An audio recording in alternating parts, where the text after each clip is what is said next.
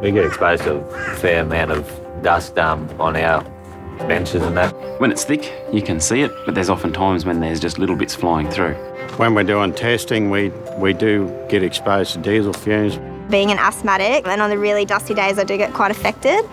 We're talking about mine dust lung diseases that are caused by exposure to hazardous amounts of dust over a long period of time, including welding fumes and diesel exhaust fumes.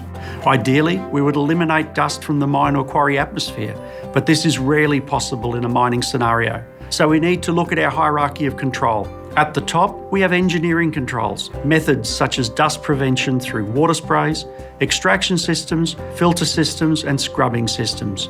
Once we have implemented these, then we look down the hierarchy at our administrative controls, such as operator positioning, the use of no-go zones, policies and procedures to keep people out of dust. Regulatory amendments have been made that focus on changes to the way we monitor, including changes to the reporting process. All mines and quarries must now report all their data to the inspectorate regularly. If there is an exceedance on site, they need to report that to an inspector, and they must investigate that exceedance to determine what occurred to prevent a reoccurrence. He'd often trim his beard back so that he'd get a better seal, or grow a moustache instead so that his masks do seal properly. I always carry a dust mask in my hard hat. My last line of defence is a dust mask. Yeah, it's pretty important to me, mate. There's no point coming down here without all the right gear. You want to go home from work the same way you came down here. Personal protective equipment will probably always form part of the overall control strategy. And it is the last line of defence, so it is really important that when it is used, that it is worn and fitted correctly. There are places where it's compulsory to wear a dust mask.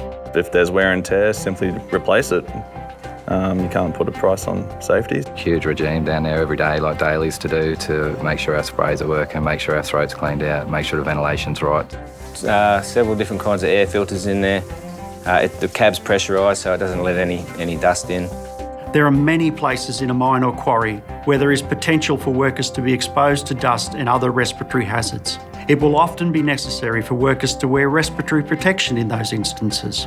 They're doing the dust monitors a lot more regularly, I've noticed now, and they're really hammering water carts to make sure they are keeping it down. When I first started, practically nobody wore PPE, but now you can see a difference. PPE is important for myself and all my staff on site.